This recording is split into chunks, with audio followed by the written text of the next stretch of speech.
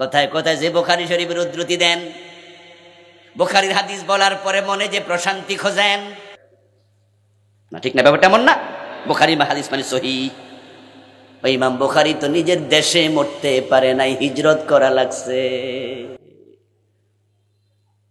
ইমাম আহমদ ইবনে হাম্বল রাহিমাহুল্লাহ হাদিসের সবচেয়ে বড় বই, যেটা বড় কিতাব, নাম আল মুসনাদ।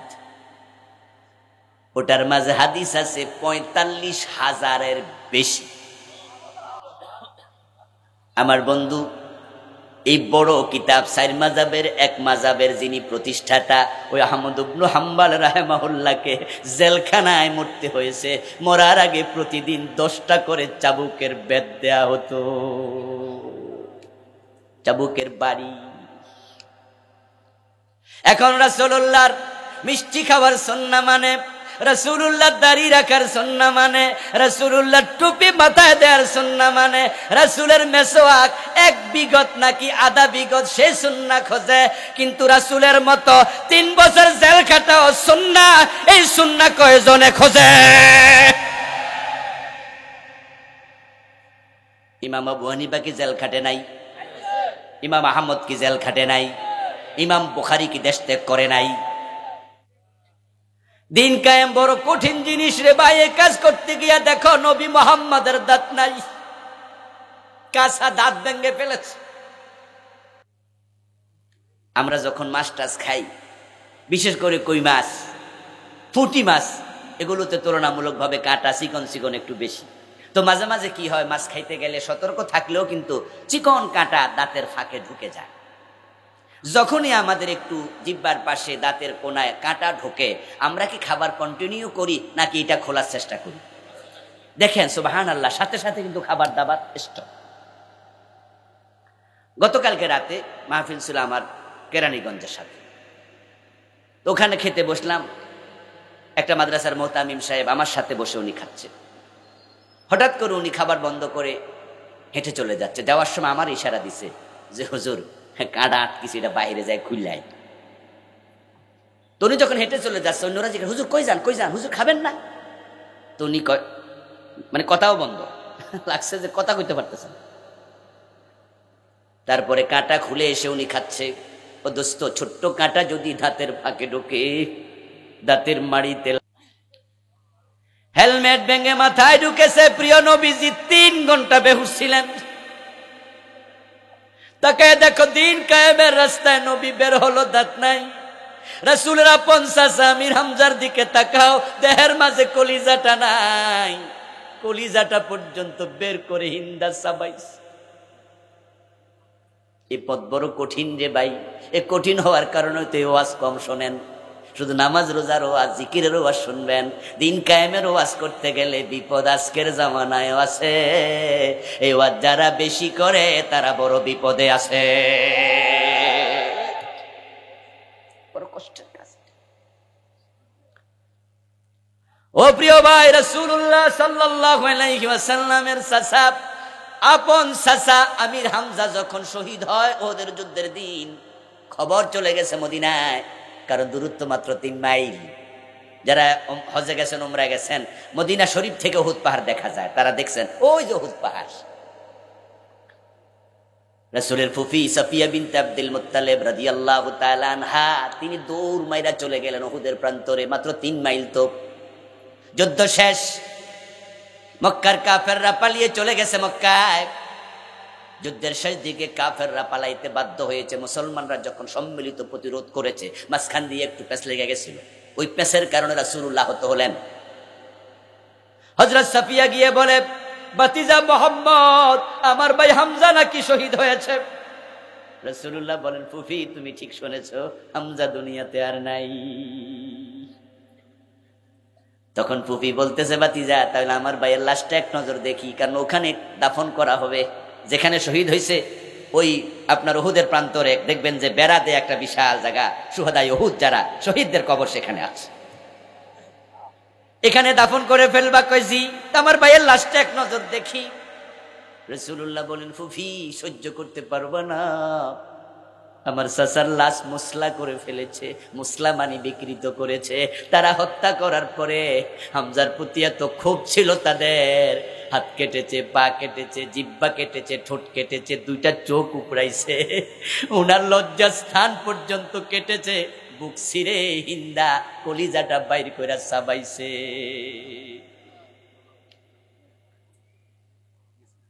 এজন্য তো আমি বলি, তাকে দেখো নবী মুহাম্মাদের দাঁত নাই, আপন চাচার কলজা নাই, দিন কায়েমের পথে আগাইছে, আপন নাতি ইমাম হুসাইনের দেহের মাঝে কল্লাটাও নাই। ইয়াজিদ বাহিনী কল্লা কাইটা আলাদা করে ফেলেছে। এটাই হলো দিন কায়েমের রাস্তা। এই রাস্তায় চললে শাহাদাত বরণ করতে হয় হাসতে হাসতে, আপনি জেনে বুঝে হাসতে হাসতে শাহাদাতের মঞ্চে শহীদের রশি, পাশির রশির দিকে আগাইতে হয়। ভয় পাইলে জমিনে দিন কায়েম হয় না।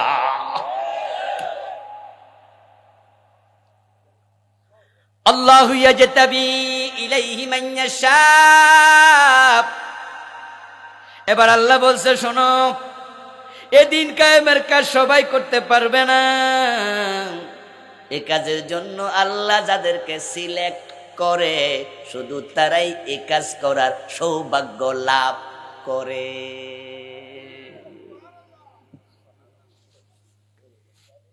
দিন কায়েম করে আসল আলোচনাটা করে আলোচনা শেষ করবো। আমি চারদিকে একটু গোলাই আনতেছি, বিরক্ত হচ্ছেন না তো?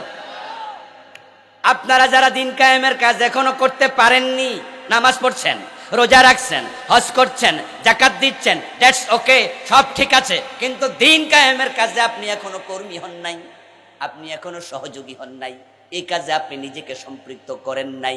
আল্লাহ বলে, আল্লাহু ইয়াজতাবি ইলাইহি মান ইয়াশা। এই কাজ সবাই করতে পারে না, শুধু আল্লাহ যাদেরকে পছন্দ করে তারাই দিন কায়েমের কাজ করে। আবু তালেবের নাম শুনেছেন? চুপ করে থাকেন, একটু কথাবার্তা কইেন। আবু তালেবের নাম শুনেছেন? রাসূলুল্লাহর চাচাদের মাঝে উনি ছিলেন রাসূলের সবচেয়ে কাছের। হামজা রাসূলের চাচা, আব্বাস রাসূলের চাচা রাদিয়াল্লাহু তাআলা আনহুম। রাসূলের বাবারা তো 10 ভাই ছিলেন, কোন কোন বর্ণনা পাওয়া যায় 11 ভাই ছিলেন। তার মাঝে সবচেয়ে প্রিয় ছিল আবু তালেব।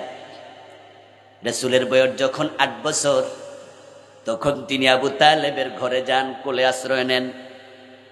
আমরা প্রিয় নবীজির জীবনী যারা কম বেশি পড়েছি তারা জানি, জন্মের আগে বাবা নাই, 5 বছর বয়সে মা নাই, 8 বছর বয়সে দাদা নাই। যখন দাদা আব্দুল মুত্তালেব চলে গেলেন, তখন আবু তালেব চাচার ঘরে রাসূল আশ্রয় নিলেন। রাসূলুল্লাহর বয়স যখন 50, তখন আবু তালেব মারা যায়। 8 বছরে কোলে নিছে, 42টা বছর বাতিজার বুকে আগলাইয়া রাখছে।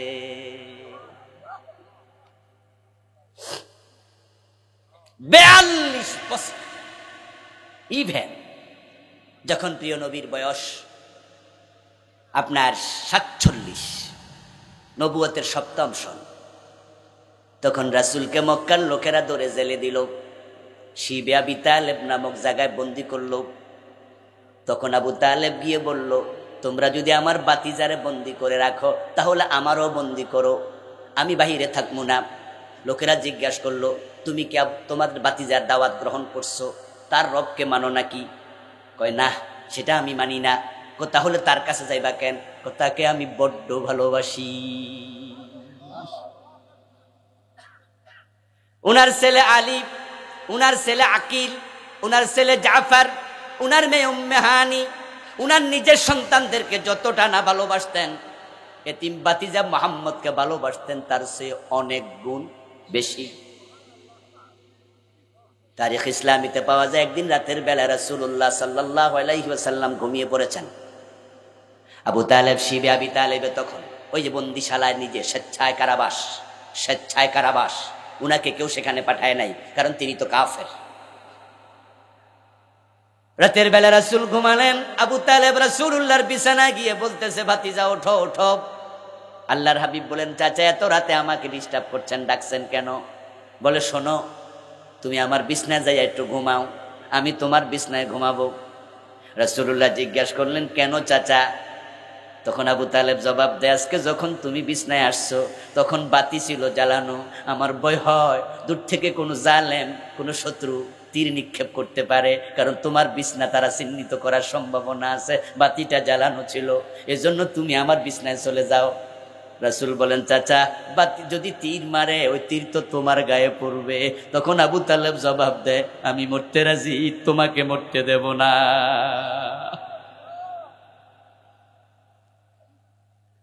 ও ভাই, আল্লাহর সিলেকশন ইম্পর্টেন্ট, সেটা বলতে গিয়ে আমি এই ঘটনা বললাম। ওই আবু তালেব মরতে যাচ্ছে, মৃত্যু শয্যায় শায়িত, রাসূলুল্লাহর দাওয়াত সে নেয় না। জেলখানা থেকে রাসূল বের হলেন নবুয়তের 10ম সন, রাসূলুল্লাহর বয়স 50। আবু তালেব তখন মরে যাচ্ছেন। আল্লাহর হাবিব বালিশের পাশে বসলেন, মাথার পাশে বসে বলছেন, আম্মি লা ইলাহা ইল্লাল্লাহ আশহাদ লাকা বিহা ইনদাল্লাহ। সহিহ মুসলিমে হাদিস কিতাবুল ঈমান এসেছে, রাসূলুল্লাহ বলেন, প্রিয় চাচা একটাবার কালেমা পড়ে যাও, বাকি দায়িত্ব আমি নেব। দিন কায়েম করো, দিন কায়েমের মূল মন্ত্র, মূল কাজ লা ইলাহা ইল্লাল্লাহ, এটা দিয়ে শুরু হবে। এই কালেমাটা পড়ে মরে যাও। আবু তালেবের মাথার অপর পাশে বসা ছিল আদুবুল্লাহ, আল্লাহর দুশমন। রাসূলের শব্দটা বলেছে আদুবুল্লাহ, আবু জেহেল ও আব্দুল্লাহ ইবনে উমাইয়া, এই দুই জালেম পাশে বসা। আমি যখন প্রস্তাব দিলাম লা ইলাহা ইল্লাল্লাহ পড়ো, পড়ে মরে যাও, বাকি দায়িত্ব আমি নেব। তুমি মুমিন ছিলা, দিন কায়েমের সহযোগী ছিলা, আমি আল্লাহর কাছে সেদিন কিয়ামতের মাঠে তোমার পক্ষে সাক্ষী হয়ে দাঁড়াইয়া যাব। ও চাচা কালেমাটা পয়রা মরো। আবু তালেব কিছুটা নিমরাজি, চুপ করে থাকলেন। আবু জেহেল কয়, এই আবু তালেব, মরার আগে বাবার ধর্ম ছেড়ে দিবা, মরার আগে বাবার ধর্ম ছেড়ে দিবা, দাদার ধর্ম ছেড়ে দিবা, এ বাতিজার নতুন ধর্ম গ্রহণ করবা, 360 খোদা বাদ দিবা, এক খোদা মানবা, এটা কি হয়? তুমি কি কাপুরুষ? এবার আবু তালেব একটু মাথা তুললেন। প্রিয় নবী ভাবলেন কালেমা বুঝি পড়ে ফেলবে, কিন্তু না, আল্লাহর সিলেকশন নাই। আবু তালেব মাথা তুলে বলছে, লাউলা আন তুআইরানি কুরাইশুন লাআকরারতু বিহা আইনাকা ওয়া কানা আখিরু কালামিহি কাল্লামাহুম হুয়া আলা মিল্লাতি আব্দুল মুত্তালিব। আবু তালেব মাথা তুলে বলে, বাতিজা, আমি যদি কালেমা পড়ে মরি, কুরাইশরা আমার বদনামি করবে, আমারে কাপুরুষ বলে গালি দেবে। এই আশঙ্কা যদি না থাকতো, আমি তোমার চোখের সামনে কালেমা পড়ে তোমার নয়ন জুড়াইয়া দিতাম। আবু তালেবের শেষ কথা, বাতিজা তোমার ধর্ম মানি না, আমার বাবার ধর্ম নিয়ে মরে গেলাম। নাউজুবিল্লাহ পড়বেন না ভাইয়েরা? আল্লাহ আমাদের কুফরি থেকে হেফাজত করো, বলেন আমিন। আল্লাহ আমাদের শিরক থেকে হেফাজত করে, বলেন আমিন। আরে আল্লাহর সিলেকশন কত ইম্পর্টেন্ট। প্রিয় নবীজি সাল্লাল্লাহু আলাইহি ওয়াসাল্লাম চাচার বিদায়ের দৃশ্য দেখে কাঁদতে শুরু করলেন। আরে আমি কত কবিরা গুনাহগার উম্মতকে সুপারিশ করে করে জান্নাতে নেব, কিন্তু আমার চাচার জন্য কাফের মুশরিক, সুপারিশের কোনো অনুমতি আল্লাহ দেবে না। তাই তিনি বাচ্চা মানুষের মতো কাঁদতে শুরু করলেন, ফুপিয়ে ফুপিয়ে। আল্লাহ তাআলা জিবরিল আমিনকে পাঠালেন, কোরআন মাজিদের আয়াত নাজিল করলেন, লাআল্লাকা বাখিউন নাফসাকা আল্লা ইয়াকুনু মুমিনিন। ও আমার নবী, মানুষ ঈমান আনবে না, তাই বলে আপনি কেঁদে কেঁদে নিজেকে কষ্ট দেওয়ার কোনো দরকার নাই। ইন্নাকা লা তাহদি মান আহাবাবতা ওয়ালাকিন্নাল্লাহা ইয়াহদি মান ইয়াশা। শব্দ দেখেন, শব্দ দেখেন, শব্দ দেখেন। ইন্নাকা লা তাহদি মান আহাবাবতা, আপনি যাকে চান তাকে হেদায়েত দিতে পারবেন না। ওয়ালাকিন্নাল্লাহা ইয়াহদি মান ইয়াশা, হেদায়েত আল্লাহ যাকে চায় তাকে দেয়। ঠিক এখানেও বলছে, ইয়াজতাবি ইলাইহি মান ইয়াশা, দিন কায়েমের কাজ আল্লাহ তাকে করতে দেয় যাকে আল্লাহ পছন্দ করে। সুবহানাল্লাহ। নবী আপনি চেয়েছেন, আপনি পারেন নাই, কারণ আবু তালেবকে কাজের জন্য আল্লাহ পছন্দ করে নাই। তাহলে দিন কায়েমের সাথে আমরা যারা আছি আমাদের খুশি হওয়া দরকার। এই কাজের জন্য আমাদের পছন্দ করেছেন কে? এবার আসুন মূল আলোচনা ঢুকে গেলাম। দিন কায়েম কি? যারা আমার এখন আলোচনা শুনে বুঝবেন আপনি তো এখন ওই কাজে আসতে পারেন নাই, তাহলে আল্লাহর পছন্দনীয় বান্দা হওয়ার জন্য এই কাজে ঢুকা দরকার আছে না নাই? এজন্য প্রতিদিন আমরা নামাজে দাঁড়াই একটা দোয়া করি, সুবহানাল্লাহ সুবহানাল্লাহ। এই দোয়া ছাড়া নামাজ হয় না। সে দোয়া হলো ইহদিনাস সিরাতাল মুস্তাকিম, লা সালাতা ইল্লা বিফাতিহাতিল কিতাব। মুক্তাদি ফরুক অথবা ইমামে ফরুক, ইমাম যদি ফরে মুক্তাদিরটা হয়ে যাবে। অন্য মাযহাব বলছে মুক্তাদিও পড়বে ইমামও পড়বে, আমাদেরটা আমাদের ইমাম পড়ছে, আমাদেরটা হয়ে যাচ্ছে। একটা দোয়া আছেই প্রতিদিন কমপক্ষে 17 ওয়াক্ত রাকাত নামাজে 17 বার ইহদিনাস সিরাতাল মুস্তাকিম। ও আমার রব, আমাদেরকে তুমি হেদায়েত দাও।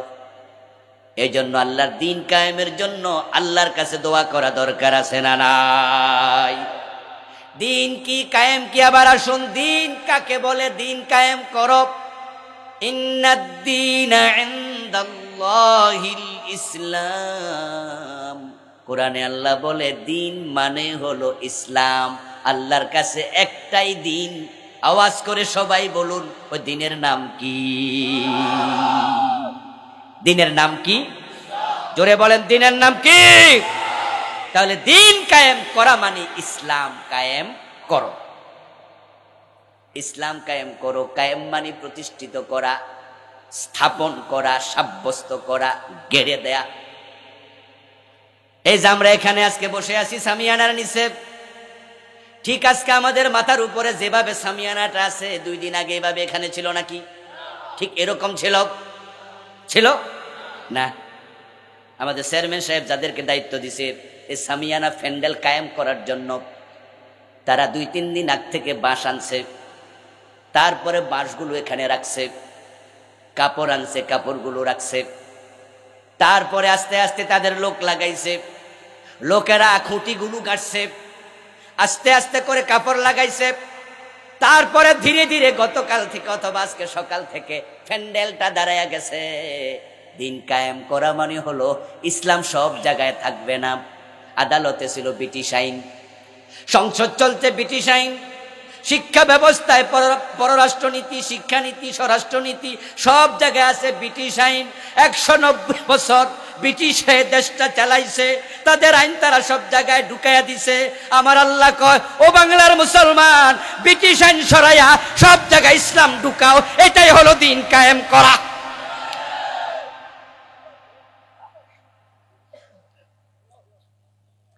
ও মুসলমান, আল্লাহ তাআলা কোরআন মাজিদ আইন দিছে, আস-সারিকু ওয়াস-সারিকাতু ফাকতাউ আইদিয়াহুমা। চোর পুরুষ হোক আর চোর নারী হোক, ধরে ধরে চোরের হাত কেটে দাও। ব্রিটিশরা আইন ঢুকাইছে না, চোর ধরে জেলে দাও। এখন চোর ধরে জেলে দেয়া হলো ব্রিটিশ আইন, চোর ধরে হাত কাটা হলো কার আইন? আল্লাহর আইন, ইসলামের আইন। এখন আপনাদেরকে আল্লাহ বলছে, ও উম্মতে মুহাম্মাদি, ওই জায়গায় তোমরা ব্রিটিশ আইন সরায়া আল্লাহর আইন ঢুকায়া দাও। আমার রাসূল বলেছেন, আমার মেয়ে ফাতেমা যদি চুরি করে আমি ফাতেমার হাতটা কেটে দেব। এমন হাদিস আছে না নাই? আপনাদের কাছ থেকে জানতে চাই, 52 বছরের বাংলাদেশে চোরের হাত কাটছি আমরা কয়বার? তাহলে বোঝা গেল এই দেশে ব্রিটিশ আইন আছে, আল্লাহর আইন। এবার বলুন তো, জেনা করলে পাথর মারো, অবিবাহিত হলে 100 বেত লাগাও, এমন আইন ইসলামে আছে না নাই? বাংলাদেশে এই আইন 52 বছরে চলছে। বরং জেনার ব্যাপারে বাংলাদেশের আইন হলো, যদি ছেলে মেয়ে রাজি হইয়া করে মিউচুয়াল সেক্স, তাহলে মামলা না দিলে কোনো বিচারই নাই। আল্লাহ যেখানে বলছে, জানিয়াতু ওয়াজ-জানি ফাজলিদু কুল্লা ওয়াহিদিন মিনহুমা মিয়াতা জালদা, জেনাকারী তাদের সকলকে 100 করে বেত লাগাও। আর বিবাহিত হলে পাথর মারো। আর ব্রিটিশরা আইন ঢুকাইছে, ছেলে মেয়ে রাজি হলে কোনো বিচারই নাই, আর যদি কেউ মামলা দেয় তাহলে জেনার বিচার কি, খোঁজ নিয়ে দেখো কয়েক মাস জেল। অথচ আমার আল্লাহ কয় জেল না, যদি বিবাহিত হও পাথর মারো, অবিবাহিত হলে 100 বেত লাগাও। এখন আল্লাহর আইনটা নাই, আনাকিমুদ্দিন মানে হলো সেখানে ব্রিটিশ আইন বাদ দিয়া আল্লাহর আইন ঢুকাও। এই দেশের শিক্ষা ব্যবস্থার দিকে তাকান। এই দেশের শিক্ষা ব্যবস্থায় কথা ছিল ইকরা বিসমি রাব্বিকাল্লাযী খালাক। এই সিস্টেমে শিক্ষা ব্যবস্থা চালু হবে। কোরআনের প্রথম আদেশ যখন মুসলমান পড়বে, তার জীবনের পড়াটা আলিফ বা তা সা আল্লাহর কোরআন দিয়ে শুরু হবে।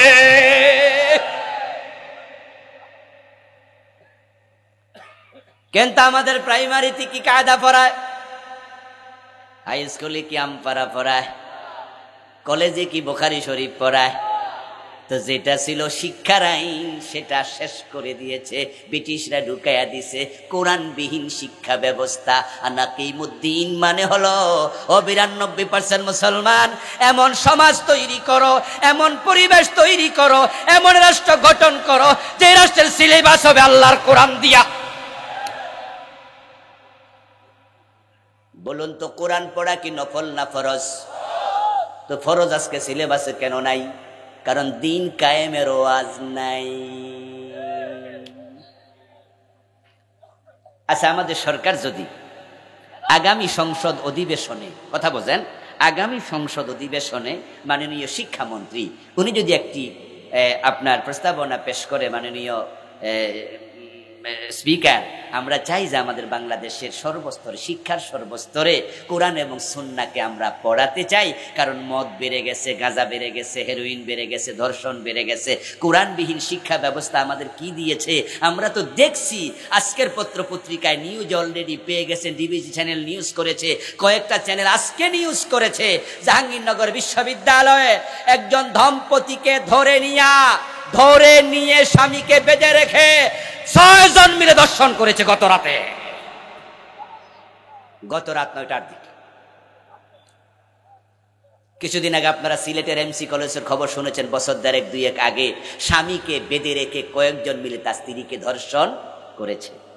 জাহাঙ্গীরনগর বিশ্ববিদ্যালয়ে 100 মেয়েকে ধর্ষণ করে সেঞ্চুরি পালন করছে, এমন ঘটনা কি ঘটেনি? ঢাকা বিশ্ববিদ্যালয়ের টিএসসিতে 30 নাইটে বাদর নামে একটা মেয়ের ওড়না ব্লাউজ পর্যন্ত খুলে নিয়েছে। কি দিচ্ছে শিক্ষা ব্যবস্থা মাননীয় শিক্ষামন্ত্রী? উনি যদি বলেন যে স্পিকার, আমরা চাই যে কোরআন যুক্ত শিক্ষা ব্যবস্থা হোক, কারণ কোরআন যে সমাজে, যে মানুষের মাঝে চলে যাবে, মানুষের কলবে কোরআন, ওই কলবে আল্লাহর ভয় ঢুকে যাবে, তখন তাদের দ্বারা সচরাচর অন্যায় সংগঠিত হবে না। আমরা চাই আমাদের প্রাইমারিতে আমরা কোরআন ঢুকাবো, হাই স্কুলে ঢুকাবো, কলেজে ঢুকাবো, 100 নাম্বার কোরআন, 100 নাম্বার হাদিস। স্পিকার মহোদয় যদি বলেন দ্যাটস ওকে, আমি এটা প্রস্তাব আকারে পেশ করছি। উনি নোটিশটা পড়ে শোনালো। আমাদের 151 জন এমপি যদি হ্যাঁ বলে দেয়, তাহলে বলুন তো প্রাইমারি, হাই স্কুল, কলেজে কোরআন ঢুকানোর সুযোগ আছে না নাই?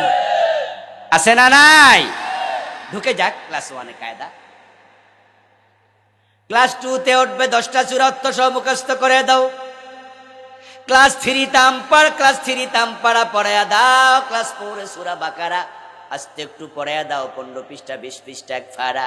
ক্লাস 4-এ একটু, 6-এ 7-এ 8-এ 9-এ 100 নাম্বার কোরআন, 100 নাম্বার হাদিস। যদি হুজুর রেখে, টিচার রেখে আস্তে আস্তে করে পড়ানো হয়, আমাদের সন্তানগুলো ডাক্তার হবে, ইঞ্জিনিয়ার হবে, উকিল হবে, ব্যারিস্টার হবে, প্রফেসর হবে, সাথে সাথে ঘরে ঘরে কোরআনের আলেম তৈরি হয়ে যাবে।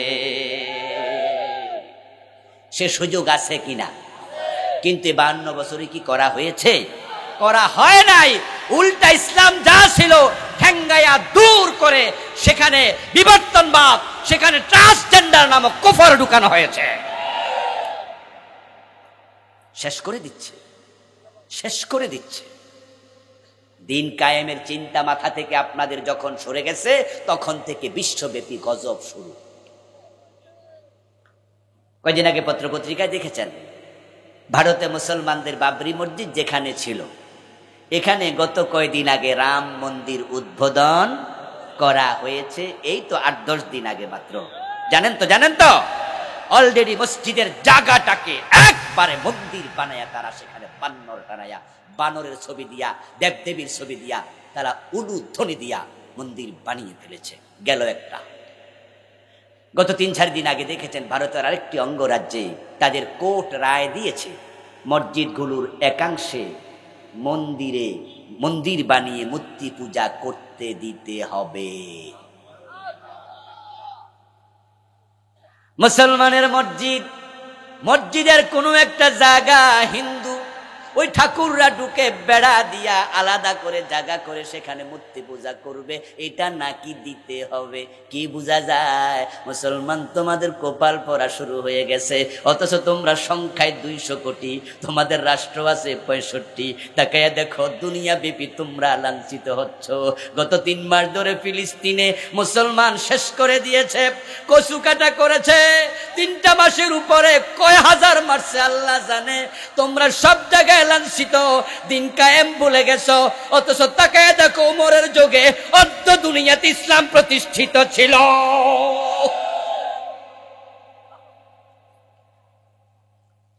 কবি নজরুল বলেছেন, অর্ধ পৃথিবী করেছো শাসন ধুলার তখ্তে বসে, খেজুর পাতার প্রাসাদ তোমার বারে বারে গেছে খসে। মুসলমান, দিন কায়েম তখনই হবে যখন আল্লাহর কোরআন দিয়ে রাষ্ট্র চলবে। দিন কায়েম করা মানে হলো কোরআনকে সংবিধানে পরিণত করা। দিন কায়েম হবে তখন, কোরআন সংবিধানে পরিণত হবে যখন। রাসূলুল্লাহ সাল্লাল্লাহু আলাইহি ওয়াসাল্লাম মক্কায় 13টি বছর ছিলেন, কিন্তু মক্কাতে দিন কায়েম তিনি করতে পারেন নাই। কারণ মক্কার সংসদের নাম ছিল দারুন নাদওয়া। ওখানে প্রেসিডেন্ট ছিল আবু জাহেল, প্রধানমন্ত্রী ছিল আবু সুফিয়ান, তারা ছিল আবু লাহাবের দলের লোক। সবাই মিলে কোরআনকে দূরে সরাইছে, আইন করেছে লা তাসমাউ লিহাদাল কুরআনি ওয়ালগাউ ফি। কোরআন শোনা যাবে না, উল্টা কোরআন যেখানে শোনানো হবে গন্ডগোল লাগাইয়া দিও। মক্কার সংসদে আইন তারা বানাইছে, কোরআন শোনা যাবে না, গন্ডগোল লাগাও। পরিবেশ নাই মক্কায়। প্রিয় নবী হিজরত করে রওনা দিলেন মদিনার দিকে। রওনা দিয়া 3 দিন লুকায়া ছিলেন গারে সাউরে। তারপরে বের হইয়া আরব সাগরের পার দিয়া চলছে মদিনার দিকে। যাওয়ার পথে প্রিয় নবী মনে মনে ভাবে, মদিনায় যাইয়া যদি দেখি ওখানের সংসদ ভবনে আর এক আবু জেহেল বসে আছে, হিজরত করে লাভটা কি? তাই তিনি আল্লাহর কাছে বললেন, আল্লাহ হিজরত করার আদেশ করেছ, কিন্তু দিন কায়েম কেমনে হবে? কোরআন নিয়ে যদি সংসদে ঢুকতে না পারি। আমার আল্লাহ কোরআনের আয়াত নাজিল করে দিল, ও নবী তুমি ওই কোরআনের আয়াত দিয়ে আমার কাছে দোয়া করো। ওই দোয়ার মাঝে আছে, আমার সাথে পড়ুন যারা পারেন, ওয়াজআললি মিন লাদুনকা সুলতানান নাসীরা। সুবহানাল্লাহ পড়েন। আল্লাহ বলে, ও নবী আপনি আমার কাছে বলেন, আমি আল্লাহর কাছে দোয়া করেন, ওয়াজআললি আমাকে দেও, মিল্লাদুনকা তোমার পক্ষ থেকে, সুলতানান নাসীরা সাহায্যকারী রাষ্ট্র শক্তি। সুলতান বাদশাহী দাও, রাজত্ব দাও, ক্ষমতা দাও। কোরআনের ক্ষমতা যদি না দাও হাত কাটা যাবে না। হাত মুখে বললে হয় না। আপনাদের এলাকায় যে চেয়ারম্যান সাহেব আছে, আমার জানা মতো উনি আলহামদুলিল্লাহ কোরআন প্রেমিক মানুষ। এজন্যই তো কোরআনের মাহফিল শুরু করেছে, ঠিক কিনা? এখানে কোরআনের মাহফিল আগে ছিল, মাঝখানে অনেকদিন বন্ধ। এবার উনি সহ একদল যুবক, একদল মুরব্বীর উদ্যোগে এটা শুরু হয়েছে। এতে বোঝা যায় তার কলিজায় কোরআনের ভালোবাসা আছে না নাই। হ্যাঁ, সবাইকে তো আর খুশি করতে পারবে না, আর চাইলেও সব কাজ তিনি করতেও পারেন না। অনেক কিছু ভেবে চিন্তে করতে হয়, কারণ যেহেতু তিনি একটি পোস্ট হোল্ড করছেন। এখন চেয়ারম্যান সাহেব এলাকার অভিভাবক, আপনাদের কারো বাড়িতে চোর ঢুকলো, আপনি ধরে উনার কাছে নিয়ে আসলেন, এনে বললেন যে কোরআনে আছে চোর ধরে হাত কেটে দাও। আচ্ছা, উনি যদি মনে করে যে হ্যাঁ কোরআনের আইনে যেহেতু আছে কাইটা দিলাম, বরং তো উনার কালকে বিপদ হওয়ার সম্ভাবনা আছে কিনা? আছে। তাহলে উনি চাইলেও কিন্তু কোরআনের আইন মানতে পারবেন না। সাথে সাথে কালকে ডিসির পক্ষ থেকে ওনাকে ডাকা না হবে। আর আমাদের 71 চ্যানেল তো 10-12টা ক্যামেরা নিয়ে চলে, ঠিক না? আইনা এমন ভাবে ধরবে, আপনি এসব কি করলেন, কেন করলেন? আচ্ছা, উনি করবে না, উনি তো আর হাকিম না, এ কাজ তো হাকিমের। ঠিক আছে, আপনাদের এলাকায় এটা কোন জেলা? লক্ষ্মীপুর জেলা। জজ কোর্ট আছে কিনা? আচ্ছা, চোর দলে থানায় দিল, থানা কোর্টে চালান করল। কোর্টে চালান করার পরে প্রমাণিত হলো লোকটা চুরি করেছে। লক্ষ্মীপুর জজ কোর্টের কোনো একজন হাকিম ম্যাজিস্ট্রেট যদি বলে চোরের হাত কেটে দাও, বেটা চাকরি থাকবো? তিনিও পারবেন না। অথচ চোর ধরে হাত কাটো এমন আইন কোরআনে আছে না নাই?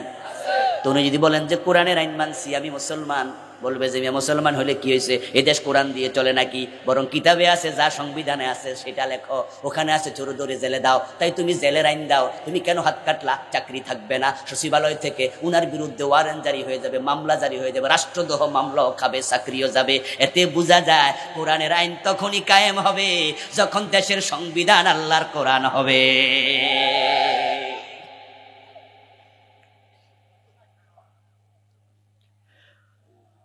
আমার প্রিয় ভাই, বাদশাহ ফয়সাল যখন সৌদি আরবের প্রেসিডেন্ট ছিলেন, জাতিসংঘের তৎকালীন একটি অধিবেশনে জাতিসংঘের সদর দপ্তর থেকে সদস্য রাষ্ট্রসমূহকে চিঠি দেয়া হলো। চিঠিতে তারা জানালেন, আপনারা প্রত্যেক দেশের রাষ্ট্রপ্রধান যখন আসবেন, নিজের দেশের এক কপি সংবিধান ইংরেজিতে করে নিয়ে আসবেন। পৃথিবীর বিভিন্ন দেশের পক্ষ থেকে সংবিধান ইংরেজি করে জমা দেয়া হলো। বাদশাহ ফয়সাল নিয়ে গেলেন কোরআন মাজিদের একটা ইংরেজি কপি। তুনার সেক্রেটারি যিনি সাথে ছিল, সদর দপ্তরে জমা দিলেন। জাতিসংঘের যে অফিসার সেটা রিসিভ করছেন, তিনি তাকায় দেখলেন উপরে লেখা দি হোলি কোরআন। তখন জাতিসংঘের সদর দপ্তর অফিসার বলল, স্যার, আমরা তো আপনার কাছে আপনাদের ধর্মীয় গ্রন্থ চাই নাই। আমাদের চিঠিতে উল্লেখ ছিল প্রত্যেক দেশের রাষ্ট্রপ্রধান যেন তার দেশের এক কপি সংবিধান ইংরেজিতে জমা দেয়, তো আপনি আপনার দেশের সংবিধানটা দেন প্লিজ। তখন বাদশাহ ফয়সালের পক্ষ থেকে জানানো হলো, মুসলমানের কোরআন থাকতে আর কোনো সংবিধানের প্রয়োজন হয় না। সব সমস্যার সমাধান, জোরে বলেন, সব সমস্যার সমাধান কোরআন হলো মুসলমানের সংবিধান, ঠিক কিনা?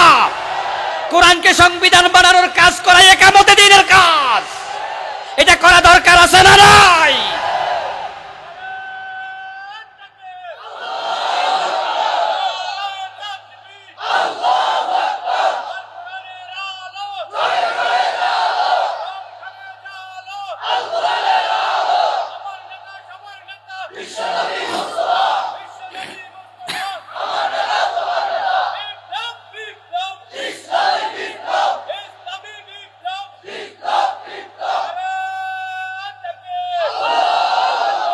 আমার প্রিয় ভাইরা, আমাদের কোন ভাইরা বলে যে একামতে দিন মানি তাওহীদ কায়েম।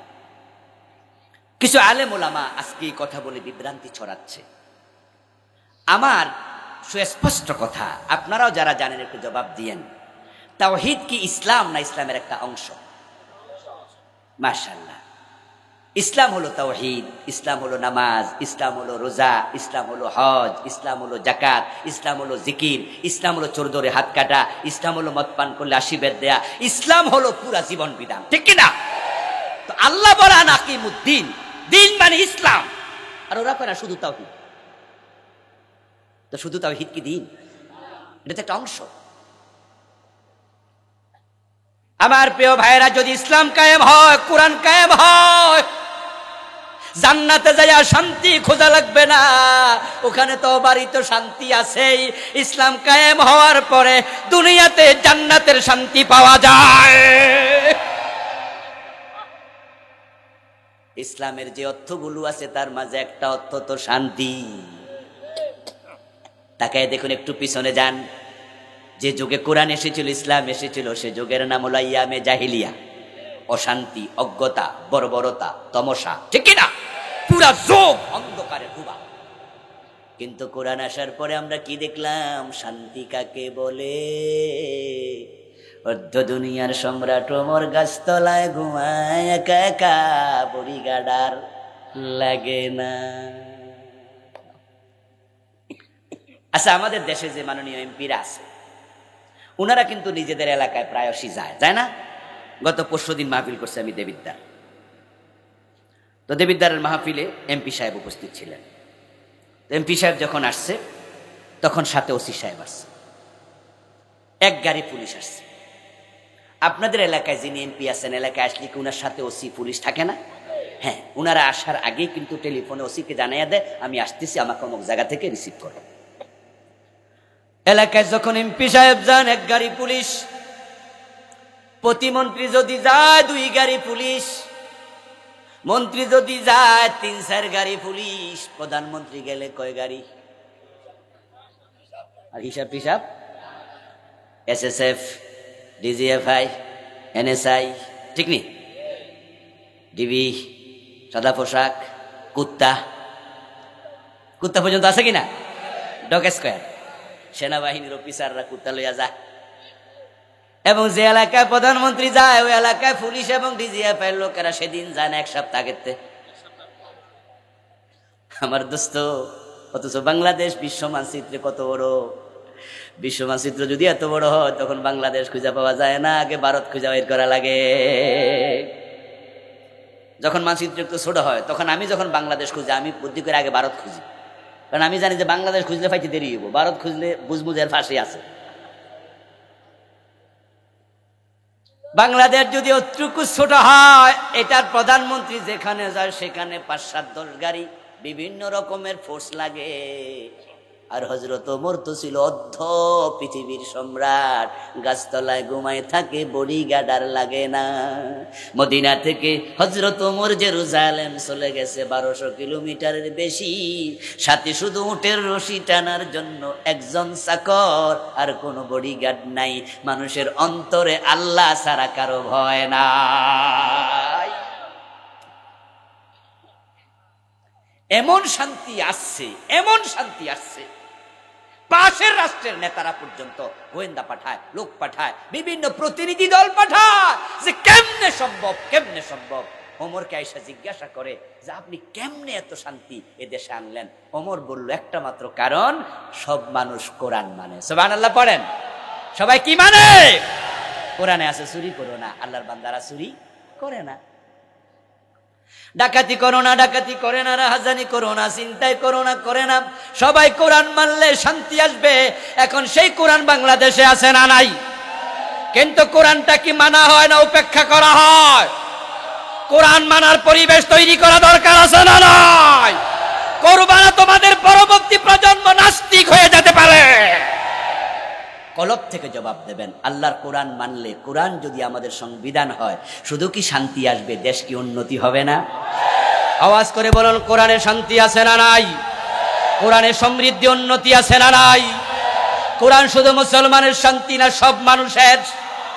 তাহলে সবাই মিলে দলমত ভুলে কোরআনকে সংবিধান বানানোর জন্য, দ্বীন কায়েমের জন্য কাজ করা দরকার আছে না নাই? কে কে করবেন হাত তুলে দেখান।